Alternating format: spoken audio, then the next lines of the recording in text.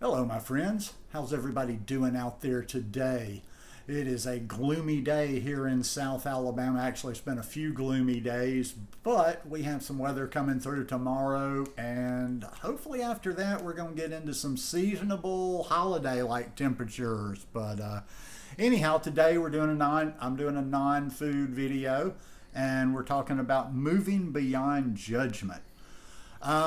I had a quote pop up on my timeline the other day. I have these come up from time to time, and let me just read it to you.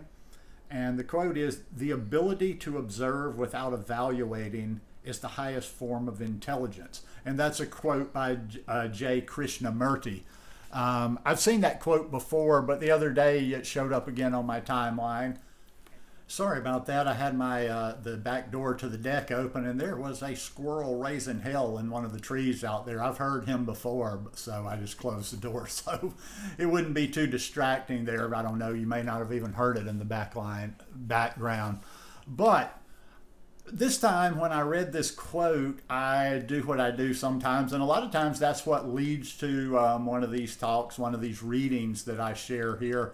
And that is, I took the quote, I took his name, J. Krishnamurti, who I've actually read. I have one of his books on my Kindle, but I wrote his name and I wrote part of this quote, and just it popped up on Google, and I went through and saw if I saw anything that was of interest to me. And I read an article, and I said right there, and I hadn't planned it, I didn't look it up to do a video, but I said right there, I'm like, oh yeah, this is some good stuff, and this is definitely worth sharing. And it's very pertinent to me because it's something that I've been working on lately, and it is something I'm going to be a lot more devoted to in 2023. And that is letting go of judgment. That's about stopping to judge people.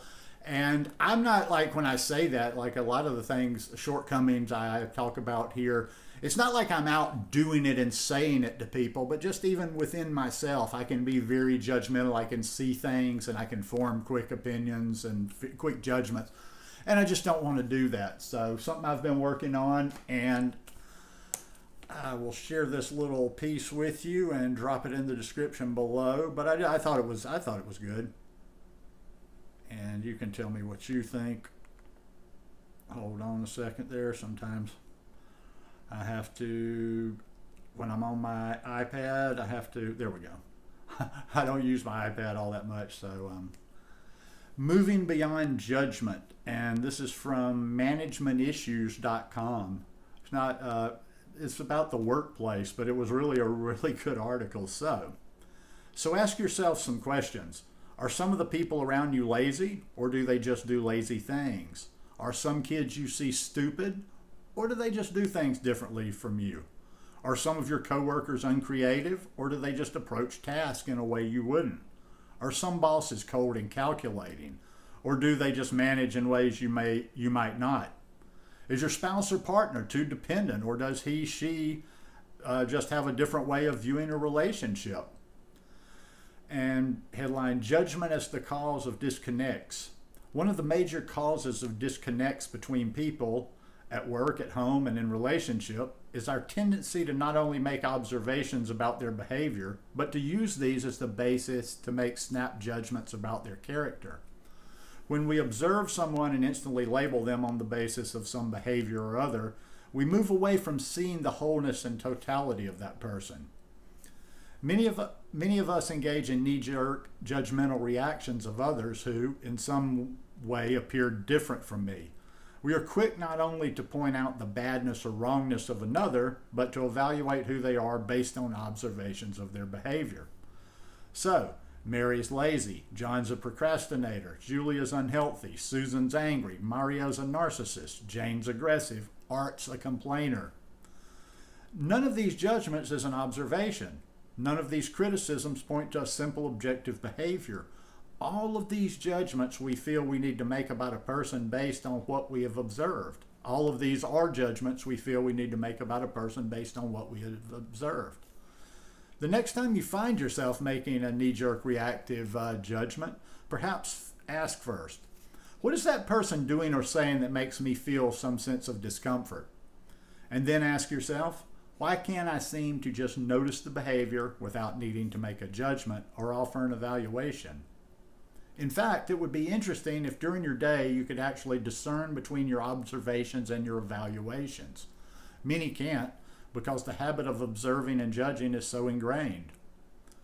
Why we judge rather than observe. When our ego, rather than our heart and soul, is left to do the driving, our GPS is based on looking at the landscape from a like-dislike perspective.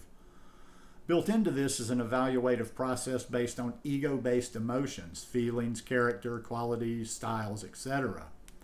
So the more someone is not like me, the more we feel a tendency to push away from them. All of this is based on our need, often unconscious, to be right.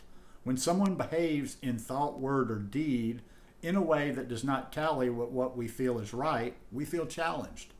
And when we feel challenged, we feel the need to defend our beliefs, our rightness.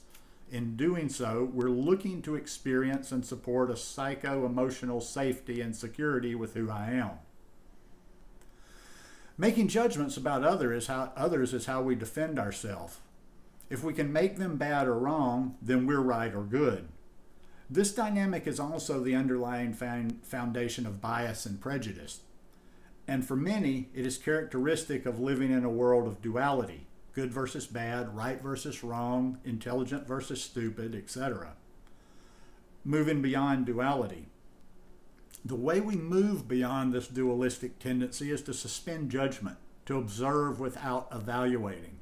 When we transcend our ego and come from a place of presence, simply observing, we can start to see the essence of another individual. From this place, we can suspend what we like and dislike and allow our soul to look at the truth, not ego-based subjective truth, a deeper and intuitive sense of another person based on respect, tolerance, and understanding, rather than judgment. And when we're open and accepting of others, we start to find that we are similar. We are able to accept their personalities without discomfort, resistance, resentment, or difficulty, as we're relating on a level where love and understanding fill the space between us.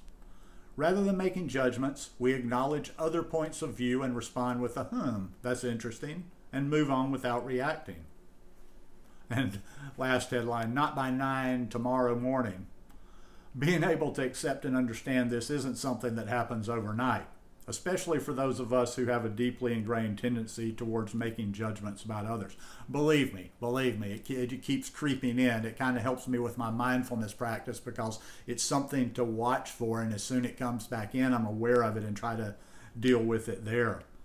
When we focus on these behaviors, like and dislike stop being part of the relationship equation.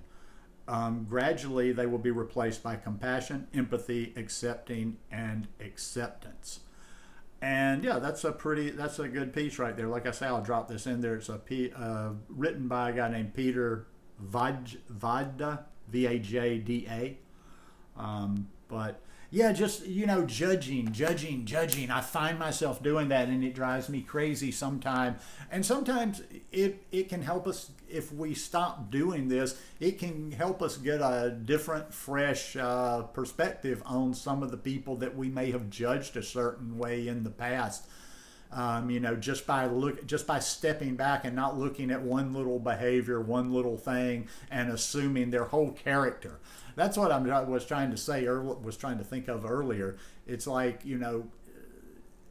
somebody, you can take one little thing about something and try to like summarize their whole character, who they are, their characteristics, whether good or bad like that. But yeah, I find this non-duality stuff pretty interesting. Like I say, I may get back in and read a little bit more of my Krishnamurti. Again, go back through that book one more time. But anyhow, just things I work on, I hope maybe somebody else is interested in too. So if you like this video, please give me a thumbs up, and we'll see you here again in the next couple of days. Peace.